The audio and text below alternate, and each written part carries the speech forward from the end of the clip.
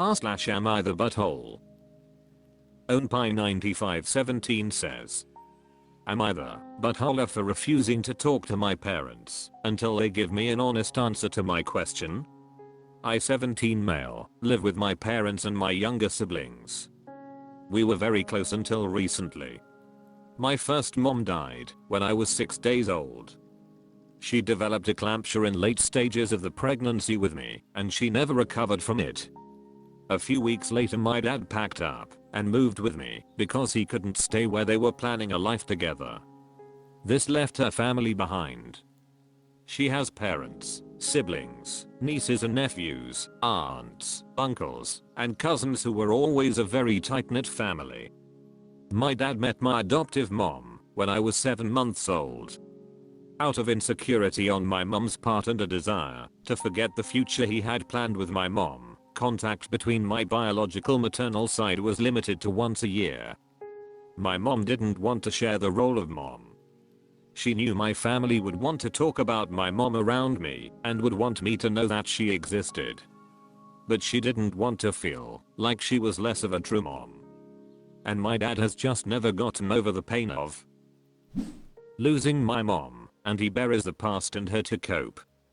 I don't fully understand why they couldn't put me first in that decision. But they didn't. My childhood was mostly happy. It had some negatives like wishing I knew my family better or had known my mom. Also, I wasn't accepted by my adopted mom's family, so that was always fun. Then I had more contact with my family. It started with texting, calling and Zoom calls regularly, and then convincing my dad to let me go for a weekend here and there. He and my mom did not like it, and the decision confused my siblings too. I have loved getting to know them, and they have loved getting to know me. Grandparents' rights weren't an option for them because of that one visit a year. So seeing me more is huge for them. My parents really started to let me know how much they disliked all this extra contact. My dad said it's painful, and my mom told me she feels less important because I'm chasing a relationship that ties to a mom I don't remember. A couple of weeks ago they told me I should think of them and my mom's feelings. I asked them how they would feel if they were in my mom's shoes or her family's shoes. If they died while their child was just a baby and they were erased by their spouse and his new spouse, would they be okay with that? And would they be okay if my siblings or I died with a newborn and they never got to be a real part of their lives? They refused to answer. I told them I didn't want to speak until they gave me an answer because they were being totally unfair to me. My parents are angry about this, and my siblings ask me why I had to make this such a big deal. So I pose the question, if one of us died and we never got to see their only child, would they be okay with that? It helped them to understand that my parents don't like my no talking thing. But all they want to talk about is this topic. And they also won't give me an comfortable C2454 says, NTA, you have a right to see your birth mom's family and have a relationship with them. A couple of weeks ago they told me I should think of them and my mom's feelings. I asked them how they would feel if they were in my mom's shoes or her family's shoes. If they died while their child was just a baby and they were erased by their spouse and his new spouse, would they be okay with that? And would they be okay if my siblings or I died with a newborn and they never got to be a real part of their lives? They refuse to answer. They can't answer because they would feel exactly as you do, but still want you to not have a relationship with your material family because it threatens the new family they created. Out of insecurity on my mom's part and a desire to forget the future he had planned with my mom, contact between my biological maternal side was limited to once a year. My mom didn't want to share the role of mom. She knew my family would want to talk about my mom around me and would want me to know that she existed. This is just cruel to you and your maternal family. Your younger siblings sound more mature than your dad or adopted mom. OwnPie9517 says, yes, exactly.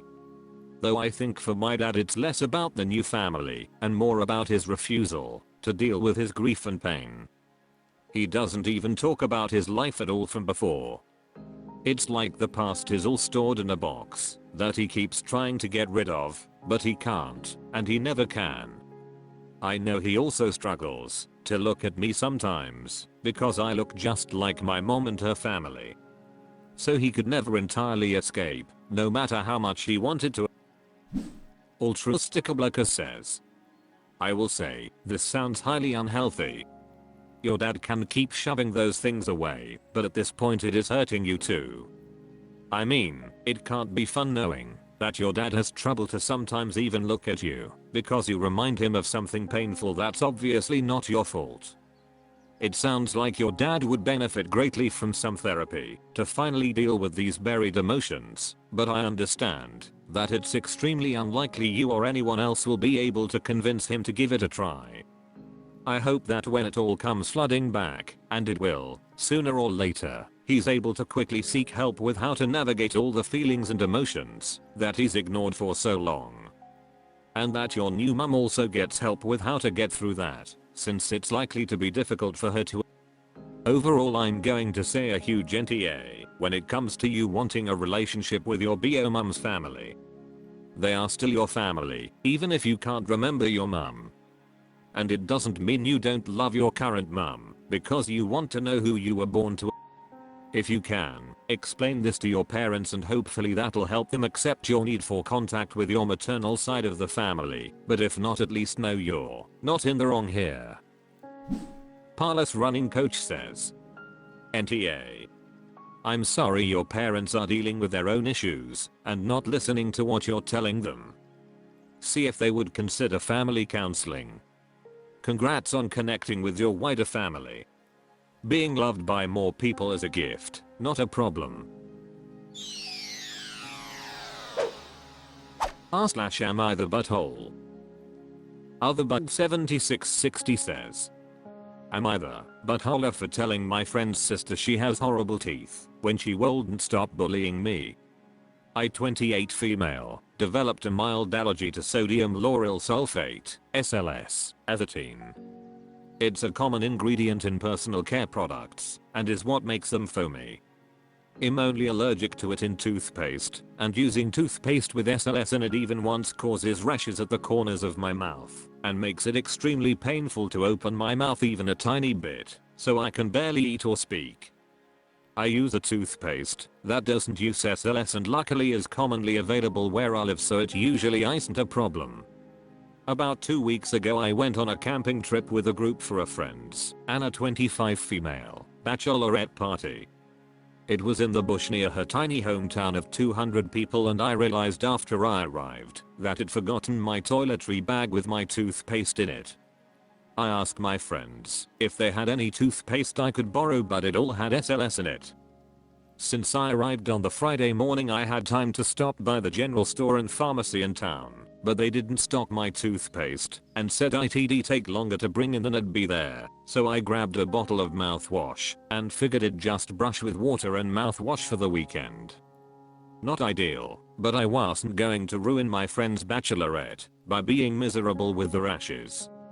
On the first night camping, I was brushing my teeth and Anna's sister, Kelsey 32 female, asked why my toothpaste wasn't foaming. She went to the campsite to set up and didn't know about my allergy, so I explained the above to her.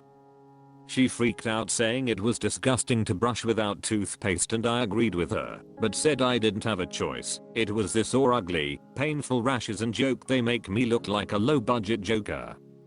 The whole weekend Kelsey kept making snide comments about how gross my teeth were and saying she could smell my breath from over a meter away. I thought this was pretty rich considering my teeth are straight and white, while hers are crooked and stained from smoking and soft drink, but I didn't say anything and just ignored her. Anna and everyone else kept telling Kelsey to stop, but she wouldn't, and I eventually snapped and told her to shut the frick up and told her not to throw stones in glass houses. She asked what I meant, and I said at least my horrible breath can be fixed with my toothpaste when I get home, but her teeth will be a lot harder to change. This made Kelsey cry, and she left early. Anna and a couple of other friends said Kelsey had it coming, but others are saying I was too harsh on Kelsey, so now I'm conflicted. Am I the butthole? Edit. Remember 1959 says. NTA. Can't take it? Don't dish it out. And there's nothing wrong with just using mouthwash. Toothpaste is primarily an abrasive to polish your teeth. Not using it for a couple of days won't do any harm. Ditto Head 4 of us says. Your NTA. The whole weekend Kelsey kept making snide comments about how gross my teeth were and saying she could smell my breath from over a meter away. She's 32 years old and was behaving like a mean little middle school adolescent who thinks it's fun to put down other people. This made Kelsey cry and she left early. Good. Again, 32 years old and now behaving like a kindergarten age child who finally got the scolding she deserved.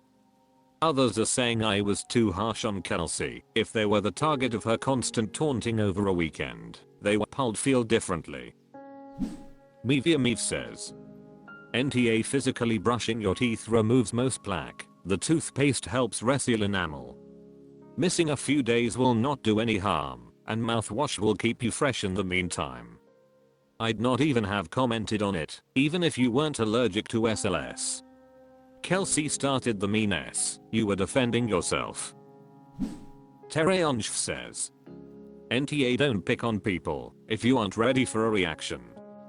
She was more than willing to make you the punching bag of the trip, but as soon as you reacted as mildly as you did she was immediately the victim, and you hurt her. You hurt her because while she was talking trash, just to make fun of you with no truth behind it, your response cut her to her core because it's 100% true and she knows it. You hit her in an insecurity she has and she couldn't handle it. Not your problem that you got fed up with someone who couldn't just let something go until you couldn't take it anymore. Lord Freezer 8789 says. NTA.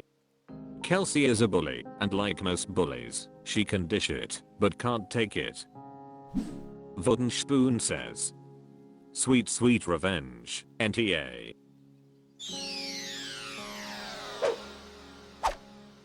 That's all for this video, thank you for watching, please subscribe.